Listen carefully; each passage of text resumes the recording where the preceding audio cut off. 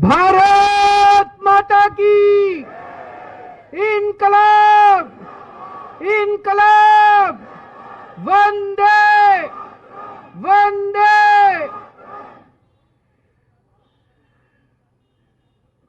आज पूरे देश भर में जो लोग किसानों के समर्थन में उपवास पे बैठे हैं उनको भी, और जो लोग किसानों के समर्थन में बैठे हैं किसी भी वजह से उपवास चाहे ना कर पाए उनको भी, सब लोगों को मेरा नमस्कार, सबको मेरा प्रणाम।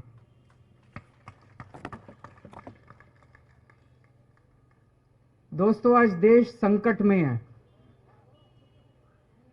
क्योंकि किसान संकट में है।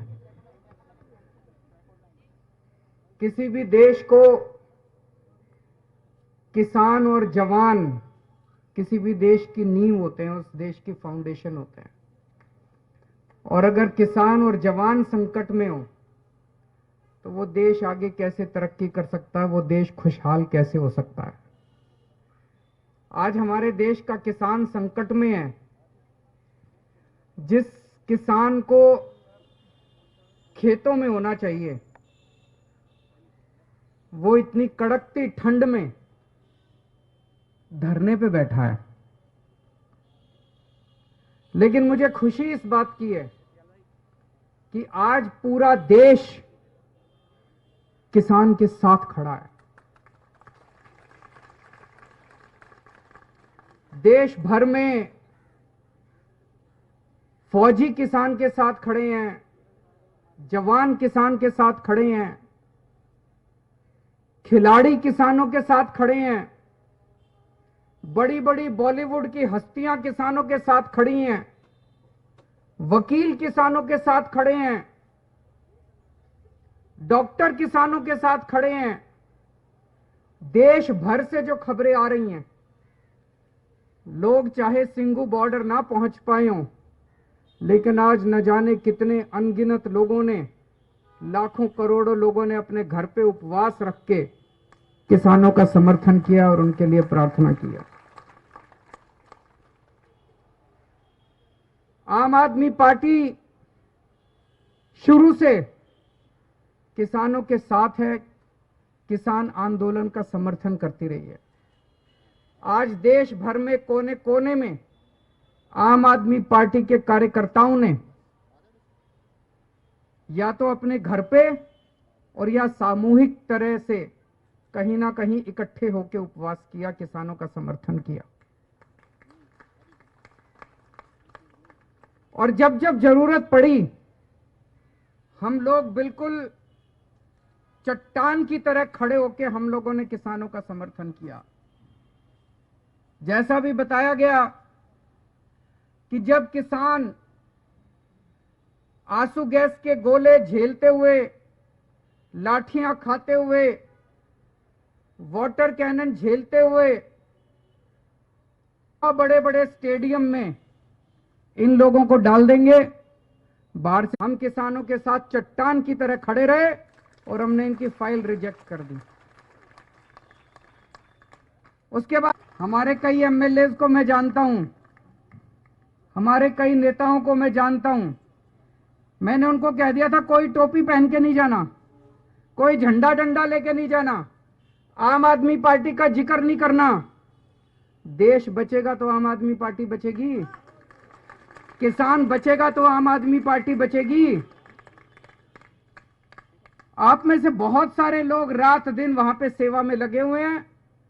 आप भी सेवादार बन के गए और मैं भी सेवादार बन के गया, बिना किसी आम आदमी पार्टी का सिंबल लिए मैं भी वहां पे सेवा करने के लिए, किसानों की सेवा करने के लिए गया। तो ये लोग बहुत नाराज हो गए।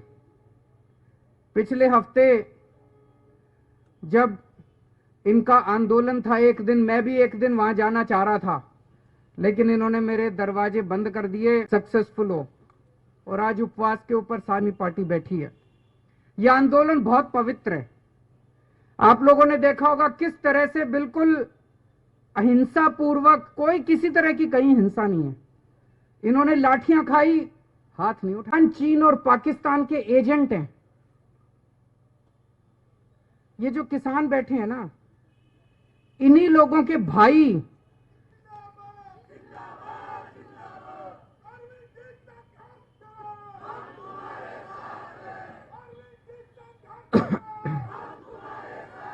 तो ये जितने नेता और ये जो लोग कह रहे हैं कि ये चीन और पाकिस्तान के, और आप ये सोच के देखो कितने ऐसे किसान हैं देश भर में, एक ही आदमी के दो बेटे, एक किसान बन गया और एक जवान बन गया। गलत तो नहीं कह रहा जी? ऐसे बहुत सारे लोग हैं। कितने परिवार हैं, एक बेटा फौज में और एक बेटा खेत में। अब जब वो फौज में बॉर्डर के ऊपर उनका बेटा सुनता है कि मेरे भाई को आतंकवादी कहा जा रहा है, जब वो सुनता है मेरे पिताजी को आतंकवादी कहा जा रहा है जो यहां सिंघू बॉर्डर पे बैठे हैं, तो उसके दिल पे क्या गुजरती होगी? ये सही नहीं हो रहा। जितने लोग ये राजनीति के तहत किसानों को गालियां दे रहे हैं, किसानों को भला बुरा बोल रहे हैं, मैं उनसे हाथ जोड़ के अपील करना चाहता हूं, ये बंद करें, गंदी राजनीति करना बंद करें। दूसरा, अभी जैसे काफी विस्तार में आपको समझाया गया, ये कानून केवल किसानों के खिलाफ नहीं है, ये कानून इस देश की आम जनता के खिलाफ है। इस कानून के आने से बेइंतहा महंगाई बढ़ेगी। इस कानून के अंदर महंगाई बढ़ने का लाइसेंस दिया गया है। महंगाई बढ़ना एक तरह से कानूनी जामा पहना दिया गया। मैं प्याज की जमाखोरी कर रखी है, करते हैं कि नहीं करते? महंगाई क्यों होती है? महंगाई इसलिए होती है, कुछ लोग सारा प्याज खरीद के जमा कर लेते हैं अपने स्टोर में, मार्केट में प्याज नहीं आता, मार्केट में प्याज की तंगी हो जाती है, इसलिए प्याज महंगा हो जाता है। दाल क्यों महंगी होती है? कुछ चंद पैसे में जब दाल आती है तो दाल सस्ती हो जाती है। यही करती है सरकार। अब इस कानून में लिखा है कि कोई भी आदमी कितनी भी जमाखोरी कर सकता है, ये अलाउड होगा। अभी तक जमाखोरी करना कानून में भी अपराध माना जाता था और शास्त्रों में भी पाप माना जाता था।